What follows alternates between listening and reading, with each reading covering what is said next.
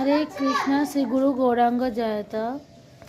আমাকে অনেকে জিজ্ঞাসা করে যে ভগবানের সেবা করতে গেলে নিরামিষ খেতেই হবে, একদমই কি খাওয়া যাবে না আমিষ? বিশেষ করে মাছটা যারা খুব ভালোবাসে, একটু মাছ খাওয়া যাবে না? আমি একটা কথা বলি আপনাদের, ভগবান তো এত কিছু দিচ্ছে, আপনারা ভগবানের জন্য সামান্য কিছু ত্যাগ করতে পারবেন না? ওটাকে ত্যাগ বলে না, ভগবানের মহাপ্রসাদ কত রকম ভ্যারাইটিস আছে, যারা করতে জানে আর যারা সেই প্রসাদগুলো আস্বাদন করেছে তারা ওই রক্তের আস্বাদনের দিকে ছুটবে না। আর একটা কথা বলি, জিভ আর ওই গলার নলিটা তো সামান্যই ইঞ্চি, 6-7 ইঞ্চি, তারও কম হবে, তারপরে গেলে তো সবই সেম।